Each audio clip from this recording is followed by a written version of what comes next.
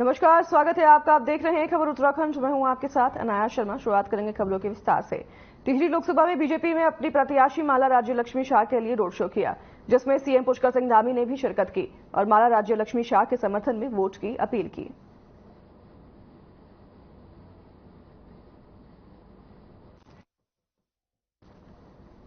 टिहरी में बीजेपी ने प्रत्याशी माला राज्य लक्ष्मी के लिए रोड शो किया और इस रोड शो में सीएम पुष्कर सिंह धामी भी मौजूद रहे और सीएम ने सभी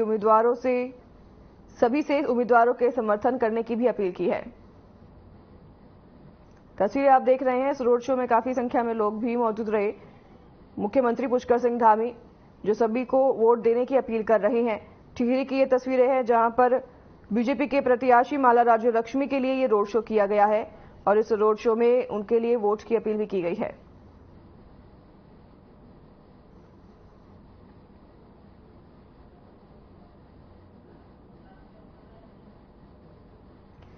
टिहरी में बीजेपी के प्रत्याशी माला राज्य लक्ष्मी के लिए रोड शो किया गया, जिसमें मुख्यमंत्री पुष्कर सिंह धामी भी मौजूद रहे।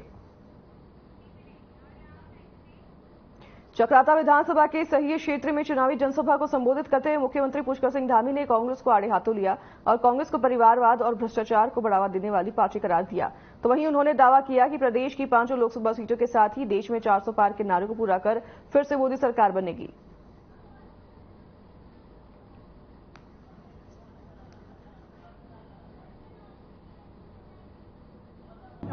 इस बार हम लोग पूरब से लेकर पश्चिम तक और उत्तर से लेकर दक्षिण तक सब जगह का जो है पूरा हिसाब जोड़ने के बाद ही 400 पार की बात हुई है। 400 पार होंगी। उत्तराखंड में हम लोग जो है 5 सीटें जीतेंगे। माननीय प्रधानमंत्री जी तीसरी बार देश के प्रधानमंत्री बनेंगे। टिहरी लोकसभा क्षेत्र में हमारी माला लक्ष्मी राज्य शाह जी इस बार भारी अंतर से जीतेंगी, आप सबके आशीर्वाद से।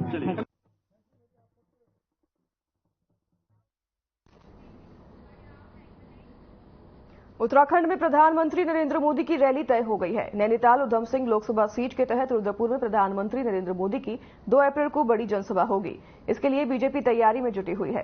रुद्रपुर में नैनीताल उधम सिंह नगर सीट से बीजेपी के उम्मीदवार अजय भट्ट के समर्थन में रैली को संबोधित कर पहले चरण के चुनाव प्रचार करेंगे। पीएम की प्रस्तावित जनसभा के मद्देनजर सीएम पुष्कर सिंह धामी ने मोदी मैदान का निरीक्षण कर पार्टी अधिकारियों के साथ बैठक की। पार्टी प्रत्याशी अजय भट्ट के पक्ष में विशाल जनसभा को संबोधित करेंगे।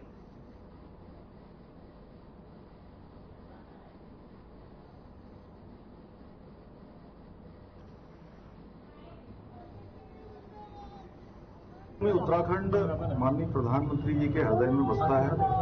उनको उत्तराखंड के लोगों से, उत्तराखंड से अत्यधिक वो स्नेह करते हैं और उनके 10 वर्षों के कालखंड में उत्तराखंड राज्य के लिए एक से एक योजनाएं यहाँ के लिए स्वीकृत हुई हैं।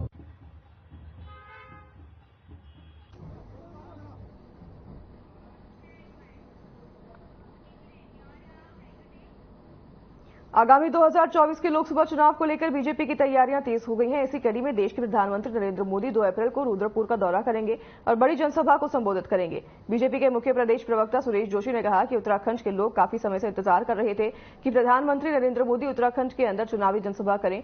2 अप्रैल को प्रधानमंत्री नरेंद्र मोदी उत्तराखंड के रुद्रपुर में आ रहे हैं।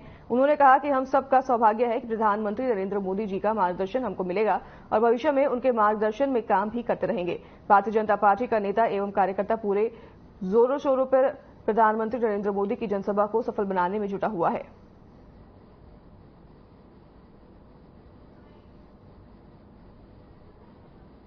देखिए, प्रधानमंत्री जी का जो उत्तराखंड की जनता के नाम संदेश और उत्तराखंड की जनता की जो विशाल जनसभा 2 अप्रैल को रुद्रपुर में होगी और बहुत दिनों से उत्तराखंड के लोग एक तरह से प्रतीक्षा में हैं कि प्रधानमंत्री जी हमारे बीच में कब आएं, कब हम उनको सुने। तो 2 अप्रैल को पूरे उत्तराखंड को संदेश देने के लिए प्रधानमंत्री जी आ रहे हैं और हम सब लोगों का सौभाग्य है कि उनके मार्गदर्शन का और उनके मार्गदर्शन में आगे का काम करने का हम लोगों को भी सौभाग्य प्राप्त होगा। बीजेपी महिला मोर्चा की राष्ट्रीय महामंत्री दीप्ति रावत ने प्रेस वार्ता की और कहा कि मोदी सरकार देश के अंदर ऐसी कई योजनाएं चला रही हैं जिससे देश एवं प्रदेश की जनता का विश्वास भारतीय जनता पार्टी पर बढ़ा है। उन्होंने आगे कहा कि कैसे 1 रुपए में सैनिटरी नैपकिन महिलाओं को मिले, इसका धन्यवाद और ध्यान प्रधानमंत्री नरेंद्र मोदी ने रखा है। वहीं प्रधानमंत्री आवास योजना भी महिलाओं को नेतृत्व देने और उनको आगे बढ़ाने का काम करती है। वहीं दीप्ति रावत ने कहा कि प्रधानमंत्री नरेंद्र मोदी ने महिलाओं को अपनी ही पार्टी में 33% का आरक्षण दिया है। इस समय सबसे ज्यादा केंद्र में मंत्री महिलाएं हैं और उनमें से 17% महिलाएं सांसद हैं। दीप्ति रावत ने कांग्रेस पर कटाक्ष करते हुए कहा कि कांग्रेस ने किसी भी महिला को उत्तराखंड में लोकसभा की सीट नहीं दी। इससे पता चलता है कि कांग्रेस महिलाओं का कितना सम्मान करती है।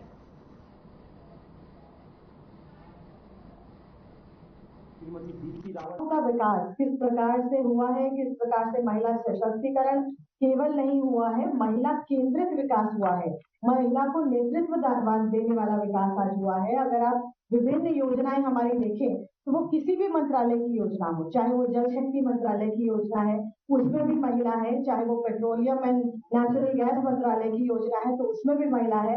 महिला हर योजना में महिला का अपना एक हिस्सा है। पाठक और श्रीमती सुनीता विद्यार्थी जी मौजूद है। मैं अनुरोध नैनीताल उधम सिंह नगर लोकसभा सीट के बीजेपी प्रत्याशी अजय भट्ट ने गदरपुर विधानसभा का दौरा किया। अजय भट्ट ने दिनेशपुर दुर्गा मंदिर प्रांगण के समक्ष एक विशाल जनसभा करते हुए कहा कि गदरपुर विधानसभा में विभिन्न योजनाओं के माध्यम से विकास कार्य कराए गए हैं। साथ ही उन्होंने कहा कि क्षेत्रीय विधायक अरविंद पांडे ने कई कार्य अपने माध्यम से कराए हैं। प्रधानमंत्री नरेंद्र मोदी पर बोलते हुए अजय भट्ट ने कहा कि पीएम मोदी ने अपने देश को नई ऊंचाई तक लाकर विश्व में भारत देश का नाम रोशन किया है। इस पर पीएम मोदी के नेतृत्व में 400 पार लोकसभा सदस्य जीतकर दिल्ली में सरकार बनाने जा रहे हैं।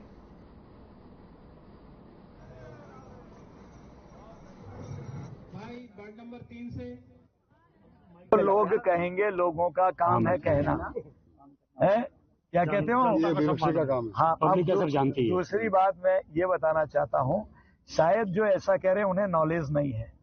मेरी जो सांसद निधि है 4 महीने पहले सारी समाप्त हो गई है, पेमेंट ड्यू पाई वहां से बस। और ये हमारा नहीं है, हमने तो पैसा दे दिया। बनाया नहीं बनाया तो वो एजेंसी जाने क्यों नहीं बनाया है। तो भुगतान ना होने की वजह से नहीं गिना जाता, उन्होंने काम सब हो चुका और है। काम हमारा अब सीधे सीडीओ से हाँ। जो नोडल अधिकारी है आजकल एक प्रश्नावली लगा लें। भाई वार्ड नंबर 3 से भाई सबका स्वागत करेंगे। यहाँ पर उपस्थित हमारे लोग विधायक आदरणीय कांग्रेस पार्टी के नैनीताल उधम सिंह नगर लोकसभा प्रत्याशी प्रकाश जोशी ने यहां ड्रोना सागर रोड स्थित कांग्रेस नव चेतना भवन में कार्यकर्ता सम्मेलन में प्रतिभाग किया और इस दौरान जोशी का कांग्रेसी कार्यकर्ताओं ने फूलमालाओं से लादकर उनका स्वागत किया। इस मौके पर उनके साथ नेता प्रतिपक्ष यशपाल आर्य और हल्द्वानी के विधायक सुमित हरदेश भी साथ रहे। कांग्रेस प्रत्याशी प्रकाश जोशी ने कार्यकर्ता सम्मेलन में आए सभी कांग्रेसी कार्यकर्ताओं का जोरदार स्वागत किया और उन्होंने कार्यकर्ताओं से चुनाव में जी जान से जुटने का आह्वान किया।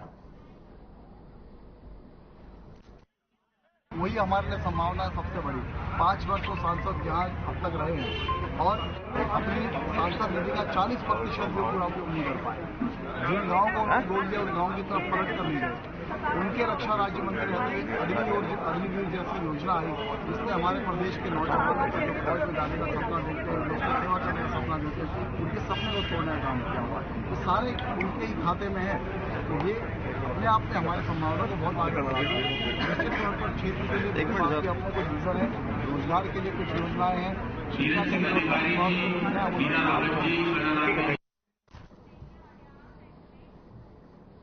नैनीताल उधम सिंह नगर संसदीय लोकसभा सीट के कांग्रेस प्रत्याशी प्रकाश जोशी जसपुर पहुंचे और इस दौरान उन्होंने कांग्रेस कार्यकर्ताओं को संबोधित किया और बीजेपी पर हमलावर होते हुए भ्रष्टाचार बेरोजगारी को लेकर हमलावर हुए, जहां उनके साथ नेता प्रतिपक्ष यशपाल आर्य भी मौजूद रहे।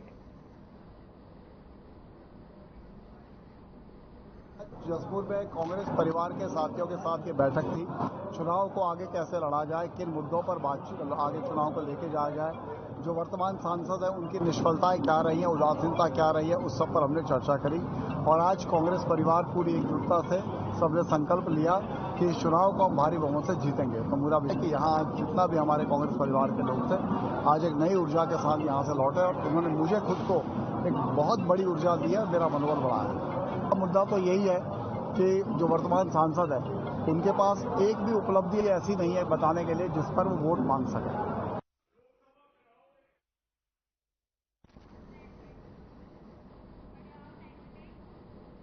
लोकसभा चुनाव की तैयारियों को देखते हुए राजधानी देहरादून में कांग्रेस से टिहरी लोकसभा सीट के प्रत्याशी जोत सिंह गुनसोला ने कांग्रेस के वरिष्ठ नेता महेंद्र नेगी के आवास पर बैठक की। वहीं बैठक में पूर्व कैबिनेट मंत्री हीरा सिंह बीष्ट संग पूर्व कैबिनेट मंत्री प्रसाद नैथानी और शूरवीर सिंह सजवाण भी शामिल रहे। इस बीच जोत सिंह गुनसोला ने कहा कि इस वक्त जनता का कांग्रेस के प्रति सकारात्मक प्रभाव देखने को मिल रहा है और आमजन बदलाव के पक्ष में आ रहे हैं। वहीं कांग्रेस के वरिष्ठ नेता महेंद्र नेगी ने कहा कि मतदाता जोत सिंह गुनसोला को पसंद कर रहे हैं और निश्चित रूप से टिहरी सीट कांग्रेस की झोली में आएगी।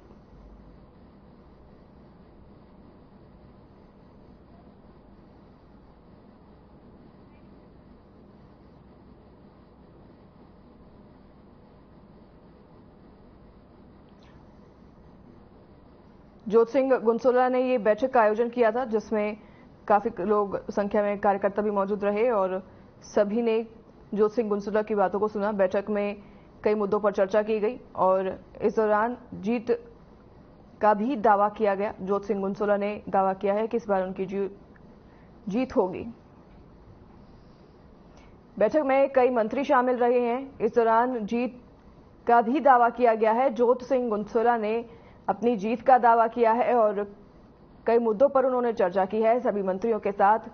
काफी संख्या में मंत्री इस दौरान इस बैठक में मौजूद रहे हैं। बैठक का आयोजन किया गया था जोत सिंह गुनसोला के द्वारा, जिसमें उन्होंने चुनाव को लेकर कई मुद्दों पर चर्चा की, तो वहीं उन्होंने इस बार अपनी जीत का भी दावा किया है। पॉजिटिव सा लग रहा है कि आम जन थोड़ा सा बदलाव के पक्ष में आ रहा है और उसमें कांग्रेस ही नहीं, उसके हमारे जो अलाइज हैं इंडिया अलाइज के, वो भी अब पूरी तरह से सहमत हो चुके हैं कि भाई जब ये सीट निकल रही है तो ये इसको अच्छी तरह से निकाल दें, जीत पक्की कर दें और साथ ही साथ जो है ये जो टिहरी संसदीय क्षेत्र है ये नंबर 1 है और नंबर 1 ही रखना चाहते हैं। कांग्रेस पार्टी ने टिहरी लोकसभा में बहुत ही योग्य, ईमानदार और जन के बीच में लोकप्रिय उम्मीदवार जोत सिंह गुनसोला जी को प्रत्याशी बनाया है, जो कि पहले 2 बार मसूरी नगर पालिका में चेयरमैन रहे हैं और 2 बार ही विधानसभा से वो प्रतिनिधि रहे हैं मसूरी से।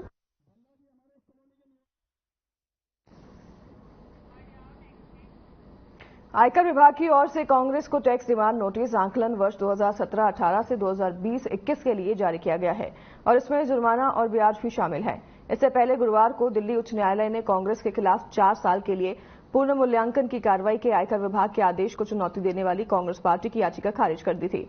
इस पर संगठन के प्रदेश उपाध्यक्ष मथुरा दत्त जोशी ने कहा कि सरकार बदले की नीयत से काम कर रही है और राजनीतिक रूप से प्रताड़ित करने का काम बीजेपी सरकार कर रही है।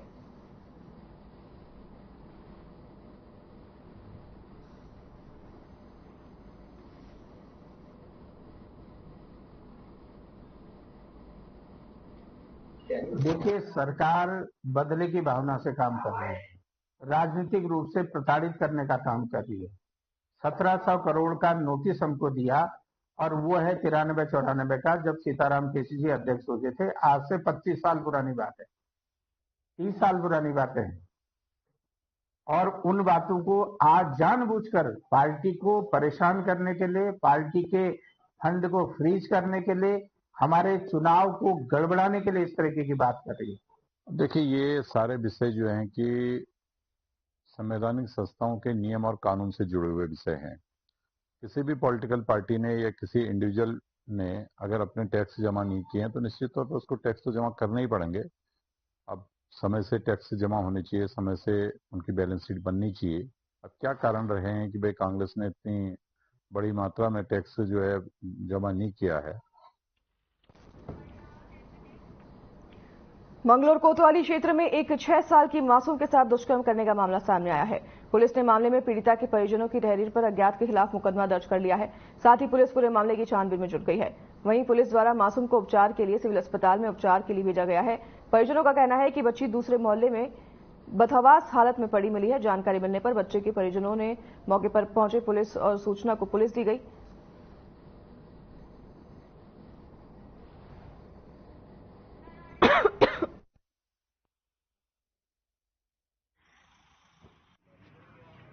उनतीस मार्च को कोतवाली मंगलौर क्षेत्रांतर्गत वादी के द्वारा अपनी 6 वर्षीय पुत्री के साथ अपहरण कर दुष्कर्म करने की घटना के संबंध में तहरीर दी गई, जिस पर प्रकरण की संवेदनशीलता के मद्देनजर तत्काल अभियोग पंजीकृत करते हुए एसएसपी हरिद्वार सर के द्वारा अलग अलग टीमों का गठन कर घटना के त्वरित अनावरण और जो अपराधी है उसकी गिरफ्तारी हेतु निर्देशित किया गया।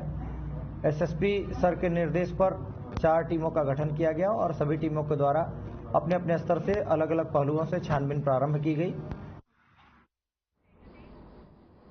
लगभग 1 साल पहले उत्तराखंड पुलिस में नियुक्तियां हुई। इसके बाद 9 महीने का प्रशिक्षण प्राप्त कर लगभग 161 जवान पुलिस में शामिल हो गए हैं।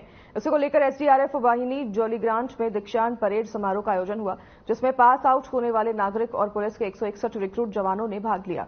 बता दें कि 9 महीने 14 दिन की कठिन ट्रेनिंग के बाद ये जवान उत्तराखंड पुलिस में अपनी महत्वपूर्ण भूमिका निभा सकेंगे। ट्रेनिंग के दौरान जवानों को अत्याधुनिक उपकरणों के साथ साथ शास्त्र प्रशिक्षण, न्यायालय कानून और साइबर क्राइम से जुड़ी महत्वपूर्ण जानकारी दी गई।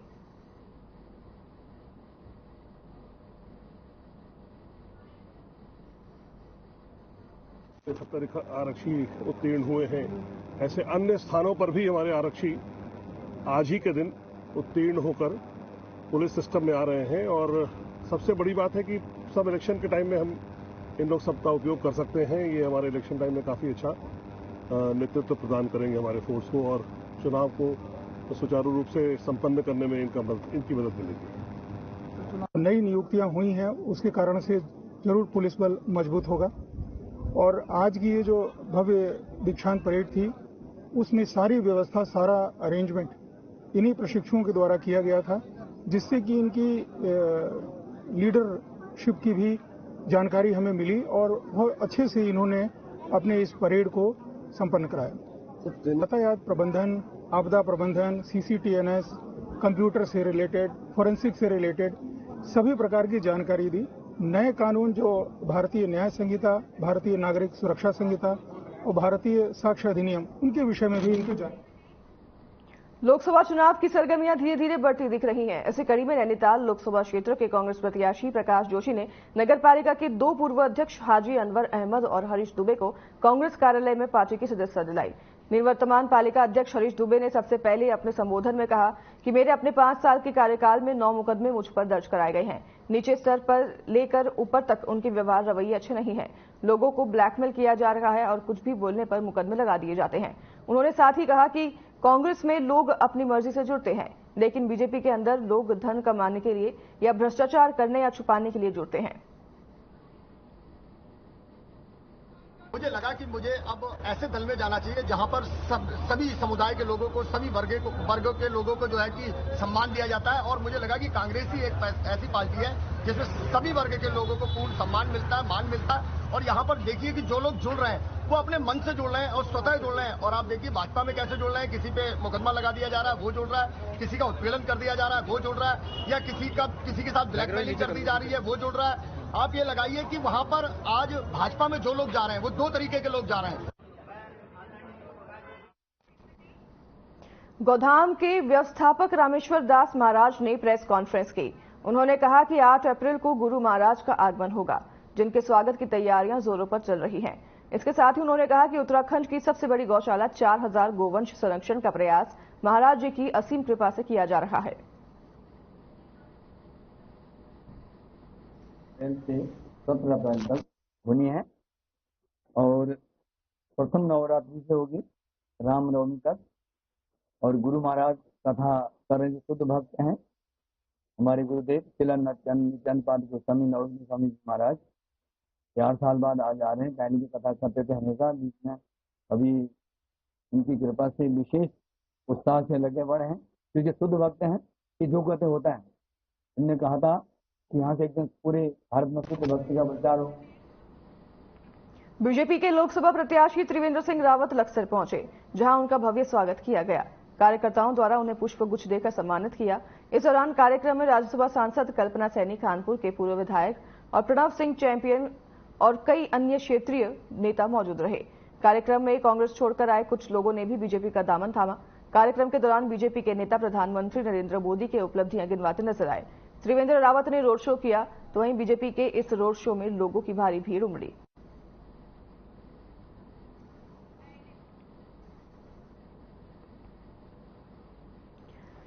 बीजेपी ने एक रोड शो का आयोजन किया जिसमें काफी भीड़ उमड़ी और बता दें कि जगह जगह पर ये रोड शो किया गया। इस रोड शो में काफी संख्या में कार्यकर्ता और लोग मौजूद रहे थे। बीजेपी की सरकार की उपलब्धियां इस रोड शो में गिनवाई गई।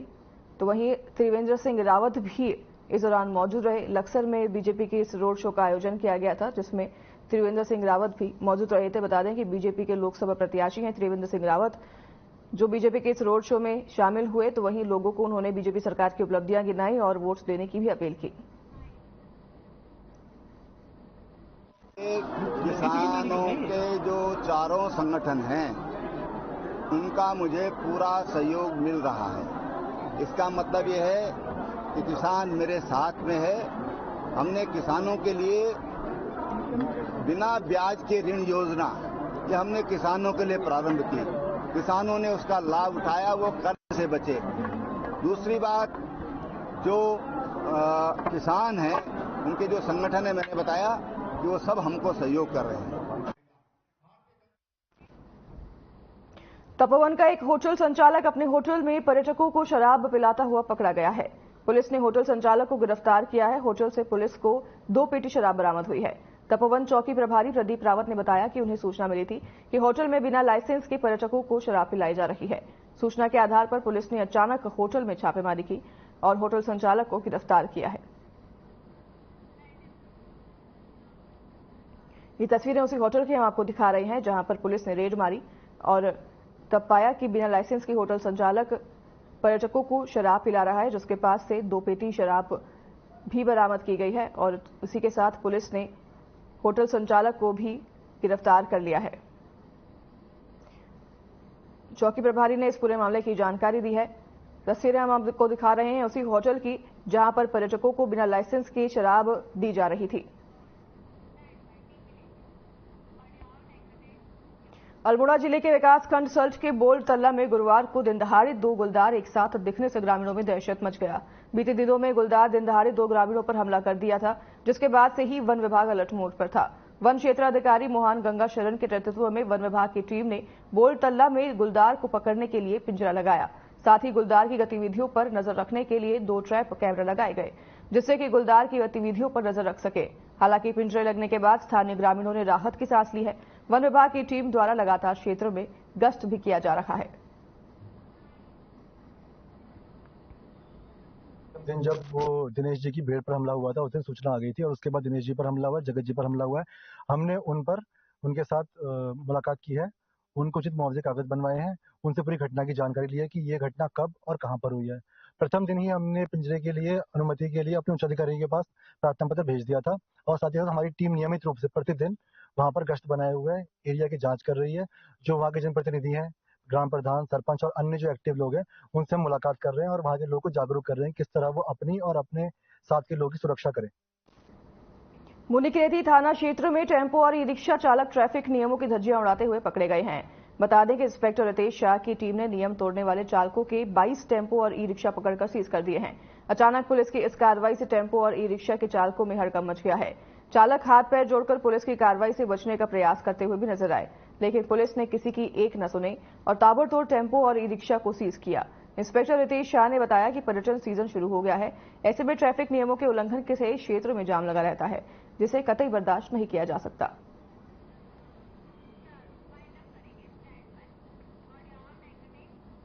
तो फिलहाल इस बुलेटिन में हमारे साथ बस इतना ही। नमस्कार।